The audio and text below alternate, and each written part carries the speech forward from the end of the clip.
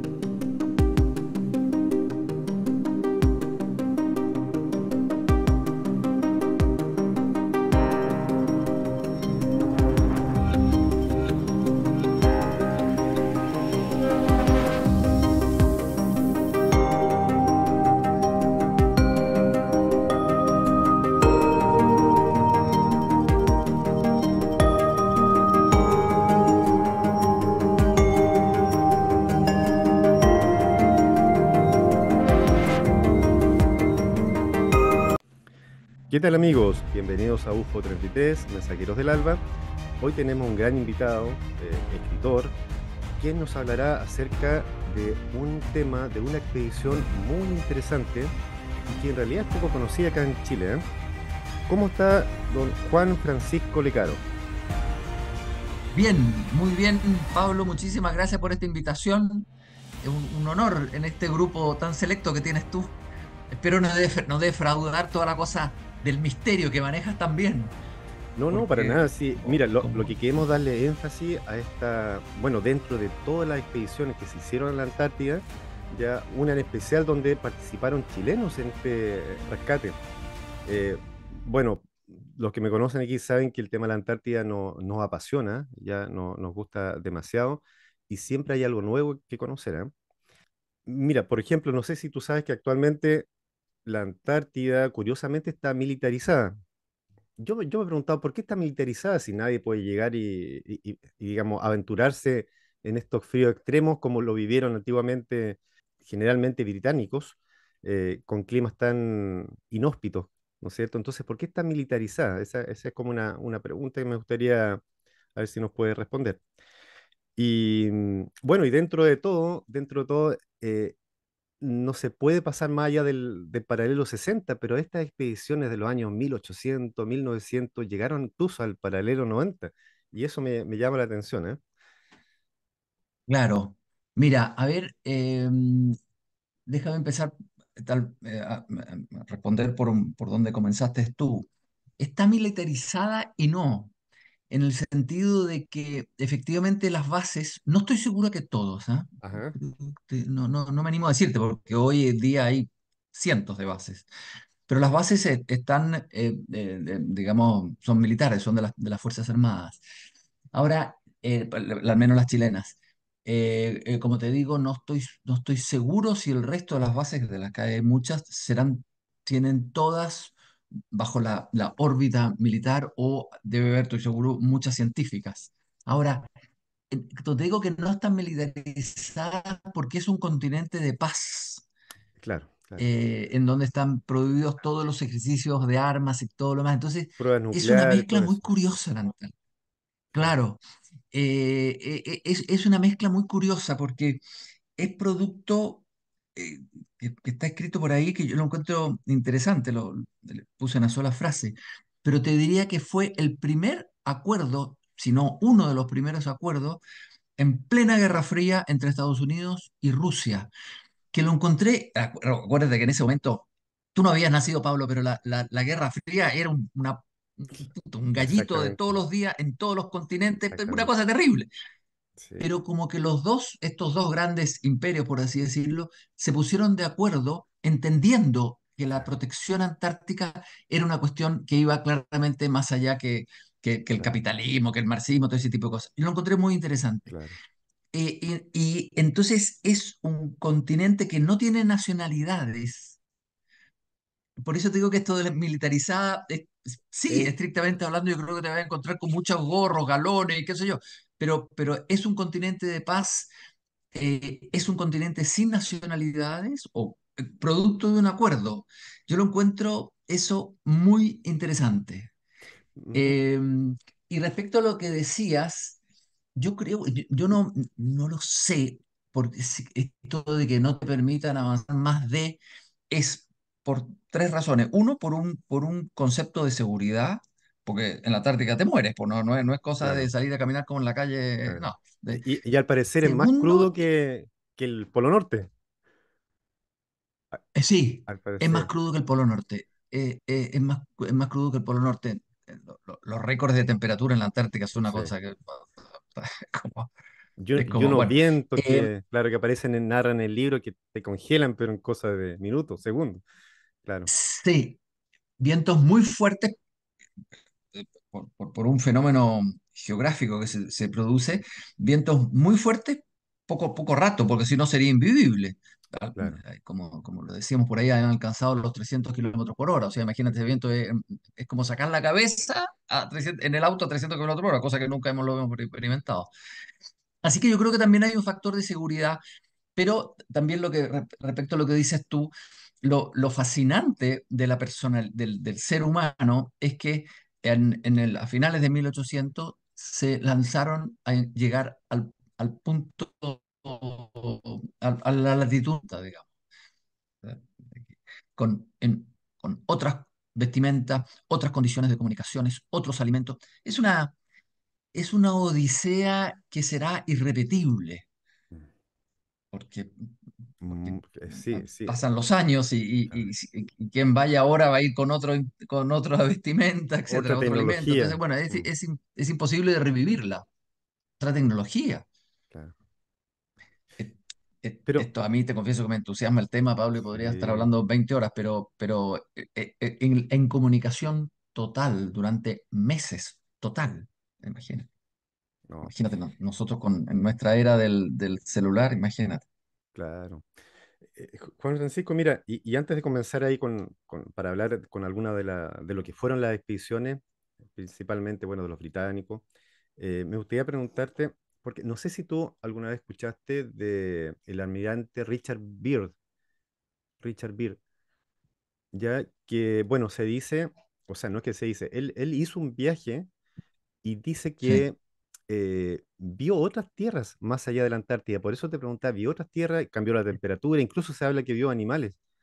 Después incluso se le hizo una entrevista en televisión, salió en los diarios digamos, de la época, y después curiosamente como que se silenció eso, o sea, se eliminó toda esa información. Entonces, para muchos que están metidos en el mundo del misterio, quedó la duda ahí de, ¿habrá realmente otras tierras?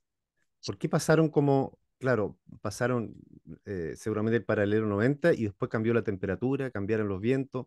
Entonces quedó con esa incógnita, esa duda. Y por eso yo te lo pregunto así a modo, no a modo de compararlo con la ciencia, digamos, de lo que nos dice el sistema, sino a modo personal. ¿Cómo lo ves tú? O sea, a modo de lo que tú sabes, digamos, de lo que te resuena. claro. A ver, dos cosas. Uno, yo nunca de lo que leí, leí, valga la redundancia, algo así. Yo te confieso que estaba más bien en la parte histórica y me concentré en los últimos años del 1800 y los primeros del 1900 por el papel que tuvo Chile ahí, que algo dijiste en un comienzo. Pero nunca vi una cosa así, salvo que estos tipos día a día se morían de frío, o sea, nunca les bajó la temperatura de los 20 grados. Ahora, desde el punto de vista más físico, la Antártica es muy misteriosa porque el suelo antártico está cubierto por casi kilómetros de hielo y hay lagunas abajo, curiosamente, que no se congelan. No se congelan porque son muy saladas. Es muy curioso. Entonces, y fíjate que yo lo encontré también muy interesante. eh, no han llegado a perforar el hielo hasta el final, no porque técnicamente no puedan, sino porque en el momento que lo hagan, ese lago salado, ese gran, hay varios, hay Ajá. muchos lagos salados, pero ese gran lago salado va a tener la intervención del siglo XXI, del 2024, y lo probable es que esos lagos se hayan constituido hace miles de años. Entonces, hay toda una pregunta respecto a qué tienen de vida esos lagos. Eh, porque la sola, solo examen de esas aguas las contamina. Entonces, Ok, ok. están viendo cómo, te hablo del, no sé, en un futuro estoy seguro que se podrá resolver ese tema, pero hasta hoy es una gran incógnita. Y está lleno de incógnitas de esa naturaleza. Por ejemplo, ¿por qué en la Antártica se produce el gigantismo de ciertos animales y por qué el enanismo de otros? Mm, Hay la gente del INACH, en ese sentido, que han sido, por supuesto, grandes investigadores de eso, tienen unas fotos con unas centollas que son enormes. tremendo. Por Claro, alguna claro. razón, la fauna, ¿no? Por llamarlo en términos genéricos, que en los otros continentes se dan de un determinado tamaño, aquí, o en algunos casos, son extraordinariamente grandes y en otros extraordinariamente chicos. Qué No se sabe bien por curioso. qué. Claro. Sí, Qué curioso, es, Juan es- Francisco. es bien interesante, Claro. Podría ser tal vez por el magnetismo, al estar más cerca del polo, no sé, ahí pero nacen lo curioso, preguntas. Pablo, es que no se da, hasta donde entiendo, Ajá. no se da en el hemisferio norte, en el polo norte. Ah, Eh, ok. ¿Te Solamente en fijas? la Entonces, Antártica. solamente en la Antártica hay muchas cosas de esa naturaleza que, claro, dan para una cosa misteriosa. No sé si tanto como la estás planteando tú, eh, pero hay cosas que no nos explicamos, efectivamente, las hay. Y como te digo, como te contaba un poco lo de los lagos, ¿no? También hay una limitación en la investigación, porque me meto en este lago y lo contamino, ¿qué hago? Bueno, hay un título que le llamaban antes la Antártida que lo nombra en el libro, me gustó mucho. ¿Cómo es que dice Juan Francisco? Terre incognite, incógnita, Terra Australis Australia incógnita. incógnite. Y yo creo que todavía le viene Ex- ese nombre porque todavía hay mucho, pero mucho que encontrar ahí, que explorar. Yo creo que Sí, todavía quedan muchas sorpresas. sí, efectivamente. Pero bien, ¿te parece si nos vamos ahora a las expediciones? Si podemos hablar algunas de las expediciones que para ti fueron más importantes y que narras en el libro y que fueron, digamos, muy, muy intensas digamos, para las personas de la época que trataron digamos, de cumplir esas metas, de llegar ahí por la lucha y de explorar nuevas tierras en ese tiempo. Bueno, tú comienzas hablando de todo el tema de la revolución industrial, ya del auge que hubo en el planeta, digamos, en ese tiempo, que fue algo muy, muy rápido, un desarrollo, pero como que fue de un año a otro, empezaron los inventos, la tecnología, y ahí se empezaron a dar más fuertes las expediciones al, al Ártico y a la Antártica. Sí, sí. Claro, como son todas estas cosas, ¿no? Que se mezcla lo económico, lo político, lo espiritual, la aventura. Uno vive tal cual hoy, Pablo, vivimos en una época y no te puedes sustraer a la época. Entonces me pareció interesante hacer una pasada rápida, digamos, por la revolución industrial que, como tú dices, fue muy acelerada. Porque claro, entre hacer la cosa artesanalmente o industrialmente, hasta hoy lo podríamos constatar, cambia completamente el paradigma económico. Entonces, estos grandes imperios, básicamente Inglaterra, pero no únicamente Inglaterra, pero básicamente Inglaterra fue el gran iniciador de esto, necesitaban mercados y coincidió con un dominio del mar inglés, que durante 100 años los ingleses eran los reyes de la navegación. Entonces, todas estas colonias, estas enclaves, digamos, que resultaban interesantes para el comercio fueron de mucho interés para Inglaterra. Y por eso también había un cierto orgullo inglés en ser los grandes conquistadores de los nuevos territorios. Y de alguna manera eso fue lo que inspiró las conquistas del Polo Norte y del Polo Sur. Ahora, bien pronto se dieron cuenta que no había, o sea, hicieron todos los intentos para que tuviera un sentido industrial, incluso o de materias primas, entonces te llevaban piedras pensando que podía haber oro o lo que fuera de uso industrial.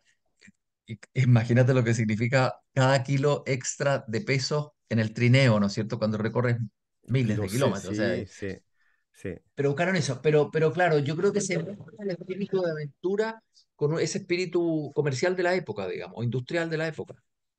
claro.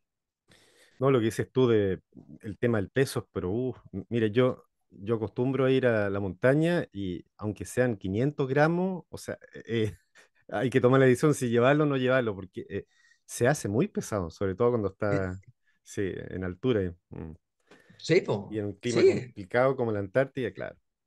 sí, uno eso lo entiende. Yo estoy seguro que soy mucho menos expedicionario que tú, pero el kilito de más se paga, Sí, absolutamente, se siente. exactamente. Juan Francisco, hay una de la historia que me llamó la atención, y me interesó. Es que mira, aquí muchas de estas historias de las expediciones, ¿sabes qué se me viene a la mente? La película La Sociedad de la Nieve. Fue algo similar. Bueno, no comieron carne humana, pero hicieron lo posible por sobrevivir. Por ejemplo, hay una expedición, a ver si tú me acuerdas el nombre, en que emprendieron en un barco y este barco, esto fue en el Polo Norte, sí, se perdió y pasaron muchos años. Y después Esquimal encontró los cuerpos. ¿Y qué había pasado? Que habían callado, estuvieron 2 años en el barco, salieron a tierra, digamos, y no pudieron salir de ahí. O sea, el clima era tan extremo que sobrevivieron comiendo, creo que, focas y osos polares, ¿ya? Pero al final morían muchos por el tema de la falta de vitamina C. La Sí. enfermedad, ¿cómo es? Corbuto, creo que se llama. Escorbuto, claro, Exacto. que no se sabía bien de qué se trataba. eh, Echaban que tenía, sobre todo los grandes eh, navegantes, entendían que tenía algo que ver con el limón, con ciertas comidas, pero es una enfermedad, lo que pasa que ahora ya no existe, Ujú. pero es terrible porque se te van inflamando las encías, Pablo, y llega un momento que no puedes comer. Claro, Es muy, muy doloroso, imagínate lo que debe ser. claro. Todo lo que sea dental y de la boca duele mucho, te fijas cuando, no sé si Sí, has sí, tenido sí. dolor de diente, pero uno se siente. Sí, Pero bueno, aquí una inflamación de las encías y no podían comer. Entonces la muerte por escorbuto era terrible. Efectivamente, hubo, sobre todo en el polo norte, porque al polo norte accedes, de alguna manera, está más cerca de las claro. tierras, De Canadá, los etcétera, países, Rusia. claro, exacto. Claro, entonces efectivamente se perdieron y hay una cosa también bonita ahí que te gusta de esta cosa un poco misteriosa. Una de las primeras expediciones del Erebus y el Terror, Ya. que eran dos barcos ingleses, eh, amando a un señor Franklin, él se perdió y la mujer de Franklin eh, permanentemente soñaba en los lugares donde podía encontrarse este barco. Este barco hasta el día de hoy lo siguen buscando, porque es una especie de barco mítico, o Ok, los restos del barco, por supuesto. Eh, eh, y entonces la mujer de este Franklin soñaba dónde estaba su marido, claro. viviendo, vivo o muerto, y fueron decenas de expediciones que fueron a buscarlo.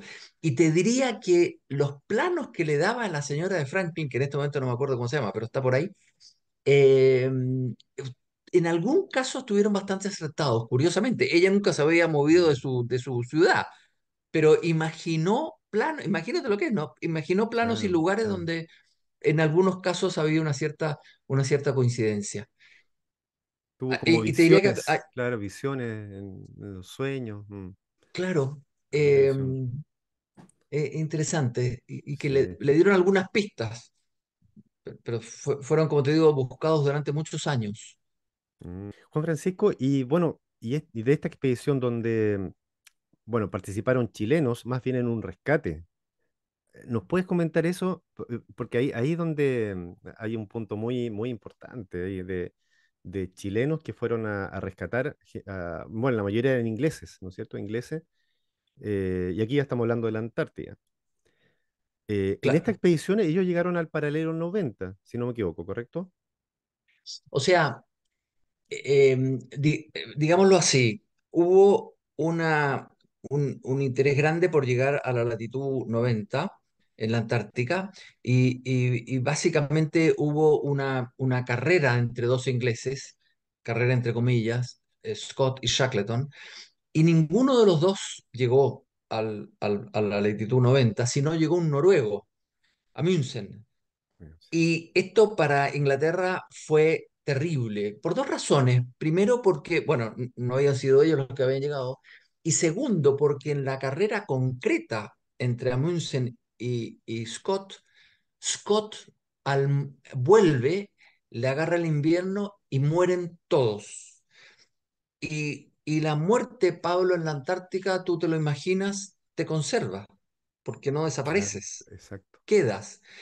Entonces, en el verano siguiente los descubren y fue entonces un remesón para el Imperio Británico feroz, porque no solo no lo habían logrado, sino el gran héroe, Scott, eh, Robert Falcon Scott, muere en el intento. Y entonces otro inglés, Shackleton, dice, yo no solo voy a cruzar, perdón, a llegar a la latitud 90, sino voy a atravesar la Antártica de un lugar a otro. Y se Y, y, lanza esto y caminando, caminando. caminando, estamos hablando de camino, obviamente, claro. Y se lanza esto eh, y ese invierno fue muy crudo y con el barco no puede ni siquiera, el Endurance, no puede ni siquiera llegar a la Antártica, digamos, terrestre, por así decirlo. Y están ellos, y el hielo les atrapa el barco, se los aprieta, se los aprieta, se los aprieta y finalmente lo destruye y lo hunde. Y entonces la historia de Shackleton es una historia de estos 26 tipos, 28 tipos, 28, que durante prácticamente 500 días están en la Antártica, comiendo focas. Bueno, te confieso una cosa un poco personal. A mí me costó escribir este libro porque es una cosa personal, Pablo, Ajá, pero eh, los días había una gran rutina en los días. Todos los días eran terribles, porque no había que comer, claro. al frío era atroz, el viento feroz, pero al día siguiente era igual, y al día subsiguiente igual. Entonces, desde el punto de vista escritura, te cuesta mucho decir 20 grados bajo cero, dormía Claro, te mal, mucho entiendo. viento, al día siguiente 20 grados, ¿te fijas? Porque Sí, no, sí, entonces te le traté entiendo. de poner como muchos detalles para amenizar un poco la cosa.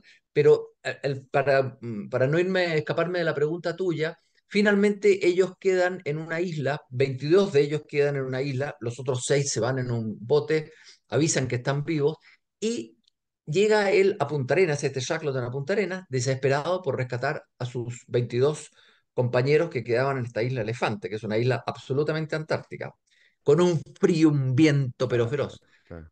Que estaban en una playa, confinados en una playa, nada más, porque había unos riscos. Bueno, y Y ellos, perdón, entonces ahí ellos ¿en qué se protegían? O sea, ¿hicieron una especie de campamento? ¿Cómo se protegieron? sí, dieron estos tipos cuando se hunde el barco, sacan los tres botes, por- de los tres Ya, botes salvavidas. Y en esos tres botes salvavidas navegan durante 3 días, que para mí ese es el momento wow, cúlmine del sufrimiento y la angustia, desde el hielo antártico hasta esta isla Elefante, sin saber a dónde iban, claro, con unos fríos, una ventisca feroz. Bueno, logran llegar a esta isla, pero a esta isla, bien digo, Elefante, es una playa, en realidad, una playa, pero se dan cuenta que ahí no van a poder seguir, porque además estaban muy fuera de las rutas balleneras, así que no los iba a rescatar nadie. Y entonces este Shackleton, en una locura completa, se embarca en uno de los tres botes, el más grande, se embarca desde la isla Elefante a la isla Georgia, que habían balleneras y ahí había posibilidades de comunicación y todo lo demás, y se demoró 16 días y navegó como mil Wow, doscientos kilómetros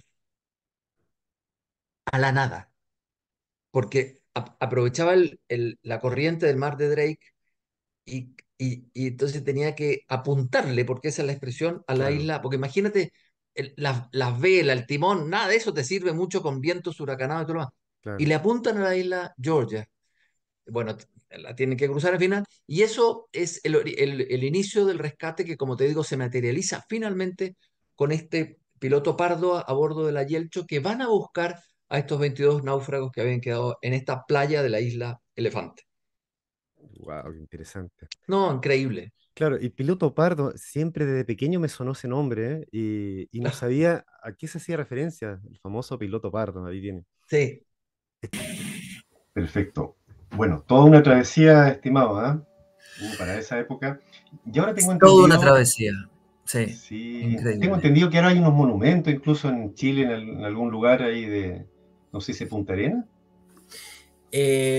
Bueno, a mí te confieso que me impresionó tanto esta historia que puse una boya homenaje en el lugar donde el piloto Pardo trajo de vuelta a toda esta gente.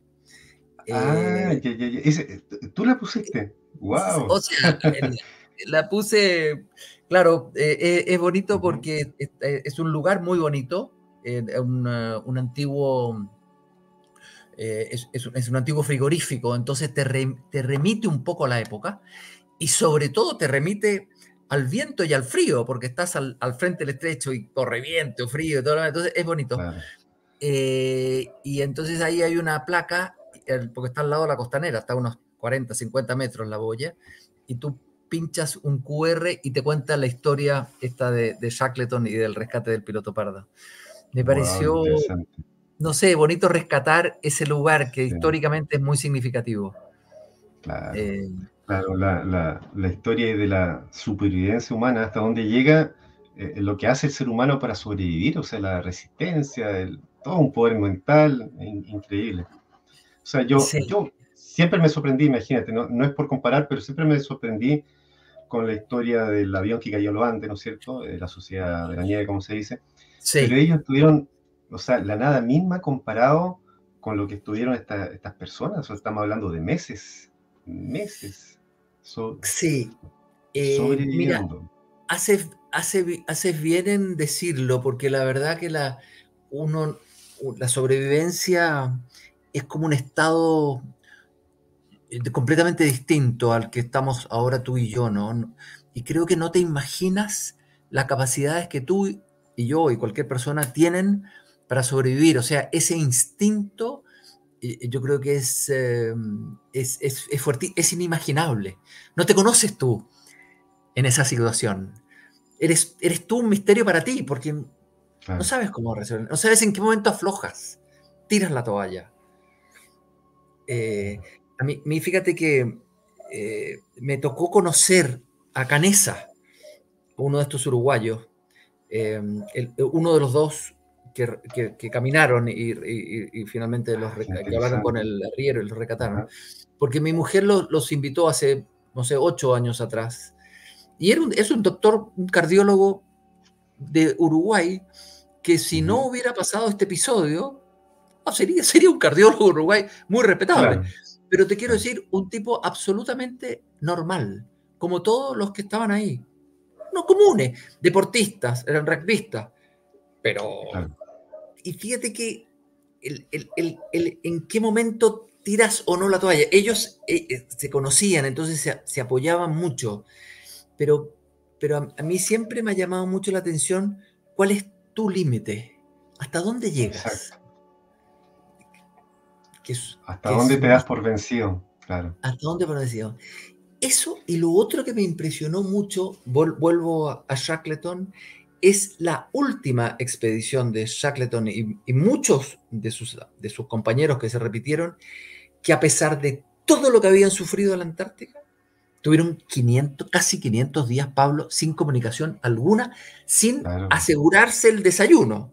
Pero a pesar de claro, todo eso, vuelven. claro. ¿A qué volvían? Cada día era una, o sea, un esfuerzo por sobrevivir, una lucha por sobrevivir. Claro, Mira, y leía también que, claro, que ellos, para darse ánimo, incluso leían, creo que tenían un ellos, libro, no sé si fue en esa expedición, y eso igual los ayudó bastante. Ya mucho. lo ayudó mentalmente, les da, claro, era una enciclopedia, estimado, ¿no? Claro, Sí, llevaban sí, enciclopedia británica, llevaban en el barco original llevaban muchísimos libros, pero es ajá, bonito porque como te pasar del barco a los trineos, de los trineos a los botes y de los botes a un solo bote, la elección, el elegir qué te llevas era todo un tema, ¿no es sí. cierto? Por lo que hablamos Es al como el principio, típico, ¿ah? el tema del peso, lo que decíamos al ¿Ves? principio, el tema del peso es primordial. Claro. Pero Claro, para ellos era un tesoro, o sea, el libro es un tesoro. era un Claro. tesoro, era un A tesoro propósito, y bueno, aquí vamos a mostrar el libro, ¿ah? Para que... muchas gracias. Claro, entonces, y la enciclopedia, curiosamente, es un libro que no se lee, pero que te permite mucho juego, ¿te fijas? Porque entonces yo te digo, oye, adivina qué es lo que, qué sé yo. ¿No? Y lo usaban mucho. La enciclopedia británica para ellos era Claro. un tesoro. Y después, cuando se estaba empapada y se había caído, se había borroneado entero, la usaban como papel de cigarrillo. Sí. Eh, O sea, eh, eh, les sirvió de todas maneras para poder sobrevivir y darse ánimo, ¿ah? Sí, Claro. exactamente, exactamente. Wow, qué historia. Mire, yo me acordaba una de las veces que andaba como 2000 metros de altura ahí en la región del Maule, en una de las montañas ahí, se me acabó el agua. Y el caminar, es increíble cómo te deshidratas.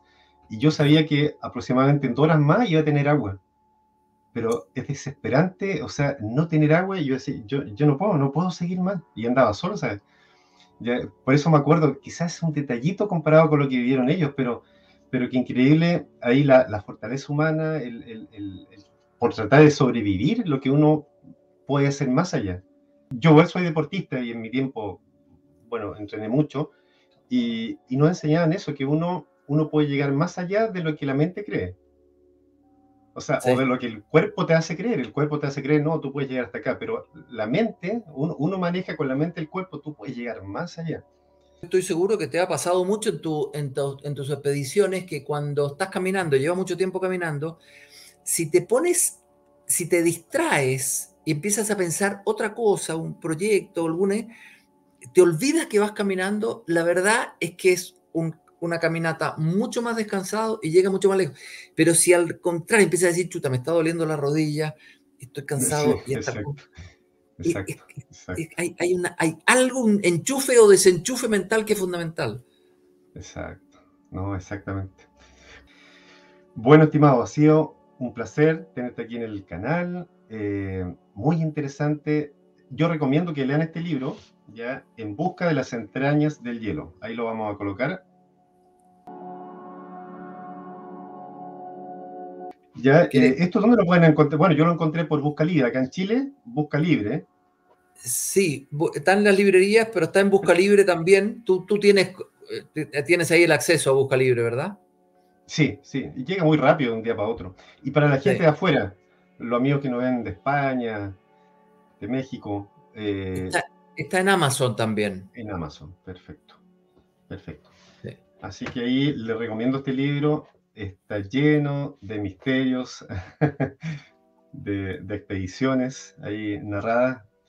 Y, y aparte que es un libro igual que te refresca un poco la historia, lo que fue la historia. Como decíamos al principio, la era de la Revolución Industrial, que fue una época que comparado con otras épocas que muchas veces estuvo como en stand-by, fue una época que, como dijimos, hubo un boom de adelantos, ¿eh?